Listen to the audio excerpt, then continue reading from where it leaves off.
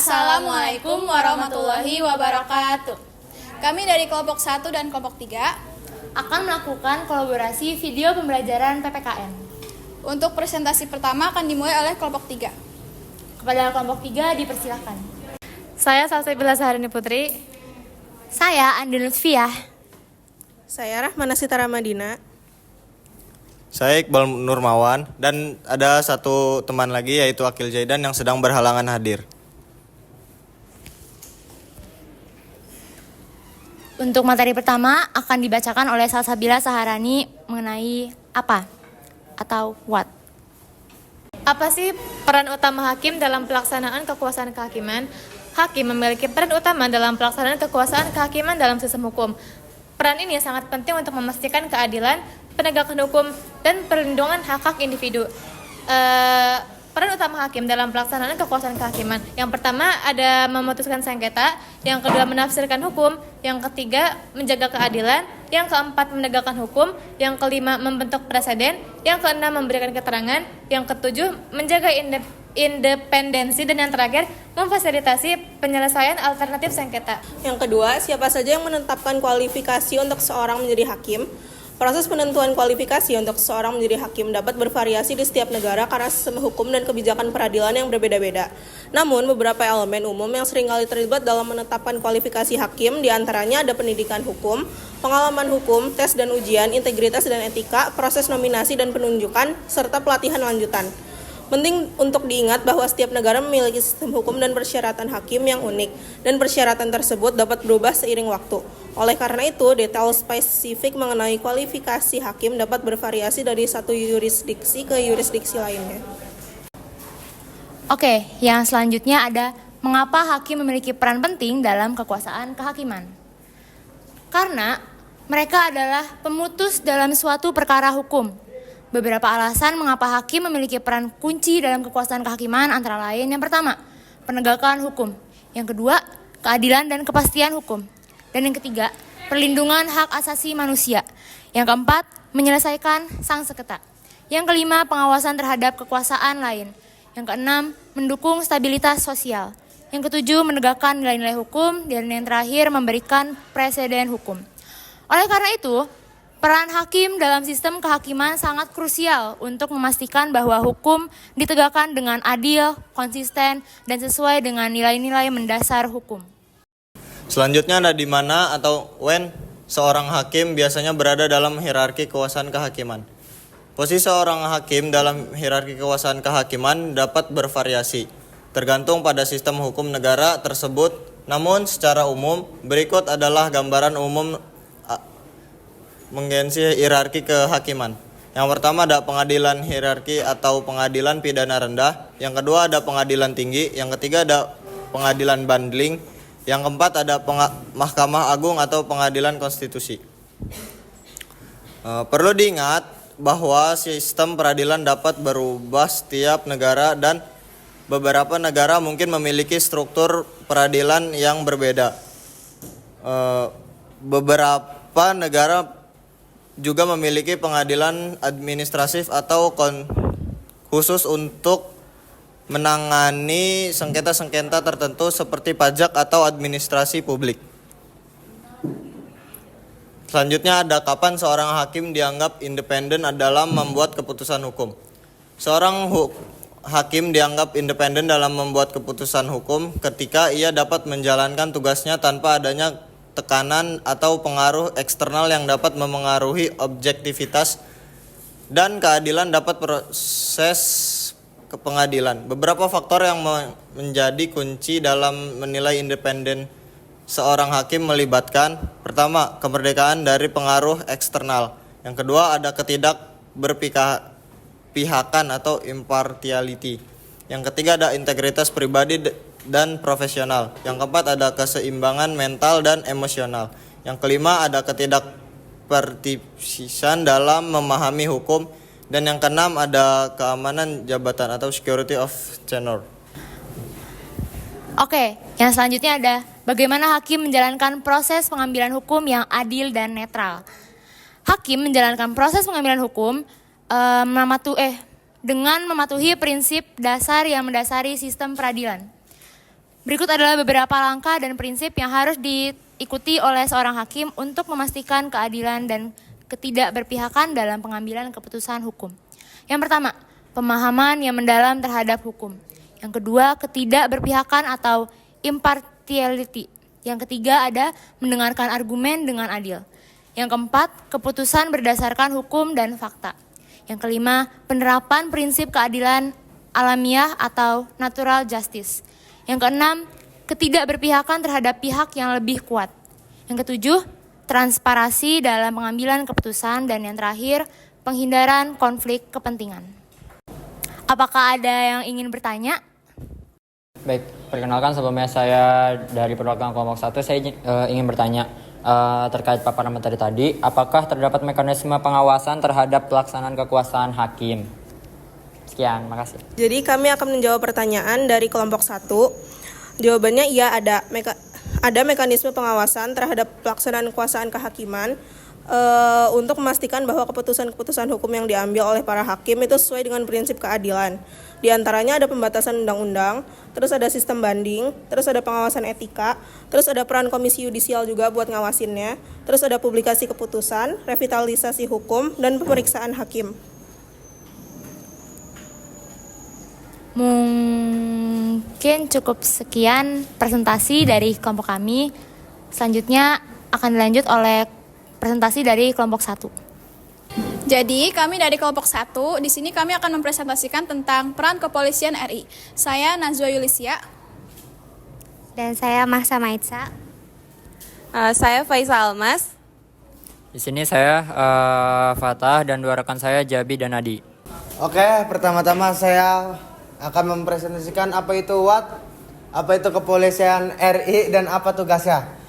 Kepolisian Republik Indonesia atau disebut dengan Polri adalah lembaga penegak hukum yang bertanggung jawab untuk menjaga keamanan dan ketertiban masyarakat di Indonesia. Tugasnya meliputi penegakan hukum, pencegahan tindak kriminal, serta memberikan pelayanan kepada masyarakat. Polri juga memiliki peran dalam menjaga stabilitas keamanan nasional. Dan apa itu peranan utama kepolisian RI? Peranan kepolisian Republik Indonesia atau disebut Polri melibatkan berbagai tugas termasuk menjaga keamanan dan ketertiban masyarakat, melaksanakan penegakan hukum, serta memberikan pelayanan kepada masyarakat. Polri juga memiliki tanggung jawab dalam melindungi hak asasi manusia, mencegah dan menanggulangi tindak kriminal, serta mendukung stabilitas keamanan nasional. Selanjutnya adalah siapakah yang bertanggung jawab dalam proses seleksi dan penunjukan anggota kepolisian? Proses seleksi dan penunjukan anggota kepolisian biasanya menjadi tanggung jawab dari instansi kepolisian itu sendiri, yaitu Mabes Polri. Mabes Polri memiliki departemen atau unit khusus yang bertanggung jawab untuk melakukan proses seleksi, penerimaan, dan penunjukan anggota kepolisian sesuai dengan prosedur dan standar yang ditetapkan. Lalu siapakah Kepala Kepolisian RI sekarang? Sejak Januari 2021, Jenderal Polisi Dr. Andes Listio Sigit Prabowo, MSI, yang lahir pada tanggal 5 Mei 1969 adalah seorang perwira tinggi Polri yang menjabat sebagai Kepala Kepolisian Negara Republik Indonesia atau Kapolri. Nah, selanjutnya adalah why. Mengapa peran kepolisian RI sangat penting dalam menjaga keamanan dan ketertiban masyarakat di Indonesia? Seperti tercantum dalam pasal 30 ayat 4 UUD 1945, bahwa Polri adalah sebagai alat negara yang menjaga keamanan dan ketertiban masyarakat, bertugas melindungi, mengayomi, melayani masyarakat serta penegakan hukum. Peran kepolisian sangat penting karena mereka bertanggung jawab menjaga keamanan, menegakkan hukum, serta menjaga ketertiban masyarakat. Mereka berperan dalam mencegah dan menangani tindak kejahatan, memberikan perlindungan serta memfasilitasi kegiatan yang memastikan keamanan dan ketertiban di seluruh wilayah Indonesia.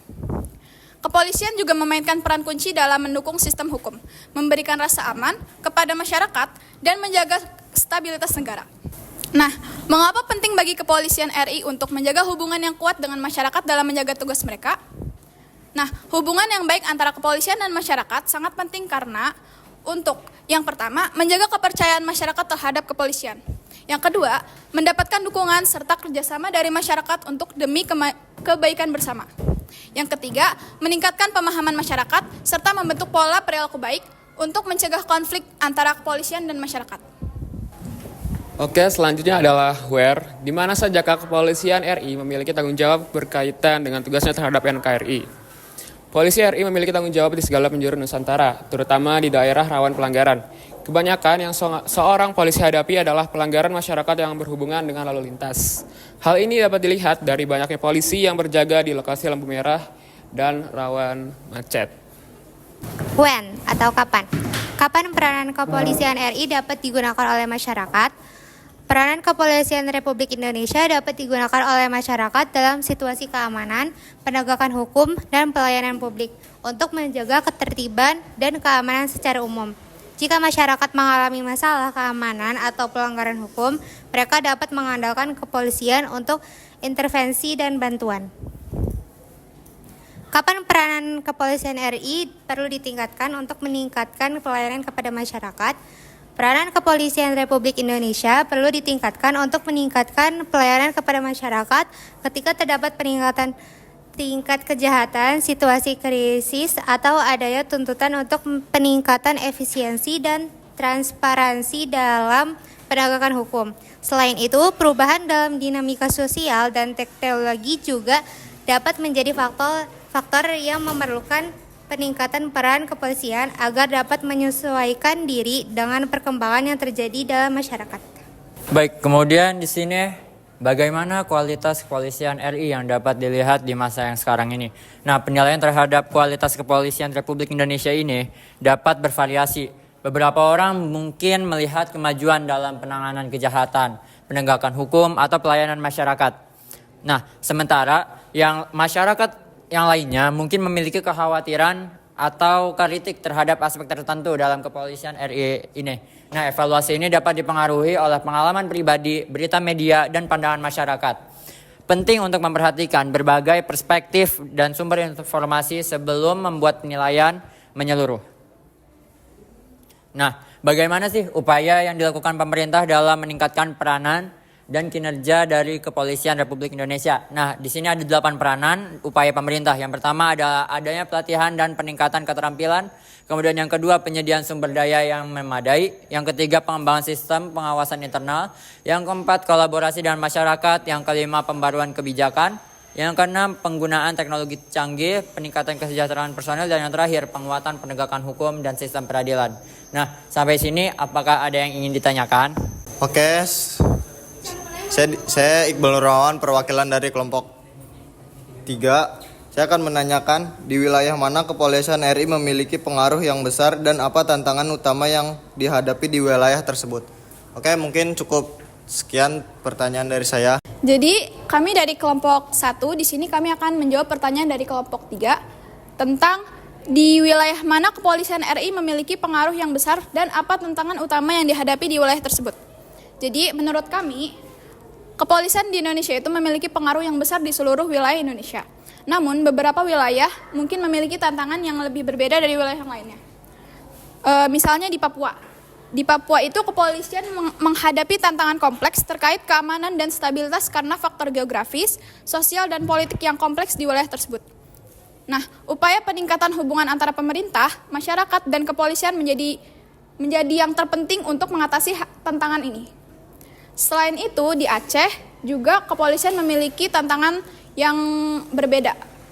Di sana itu kepolisian itu memiliki peran yang penting dalam menjaga keamanan setelah masa konflik bersenjata yang berkepanjangan. Mereka juga berperan dalam menjaga penerapan hukum syariah yang berlaku di sana, yang bisa menjadi tantangan tersendiri dalam menjaga keseimbangan antara hukum nasional dan lokal. Mungkin cukup sekian atas jawaban untuk pertanyaan dari kelompok 3. Dan juga kami di sini mau menutup presentasi dari kelompok 1. Kurang lebihnya mohon maaf. Sekian presentasi yang telah kami berikan dari kelompok 1 dan 3. Mohon maaf kalau misalnya dalam pematerian kami itu masih banyak yang kurang karena itu merupakan sebuah manusiawi. Baik, kurang lebihnya mohon maaf. Kami mengucapkan wabillahi taufiq wal hidayah. Wassalamualaikum warahmatullahi wabarakatuh.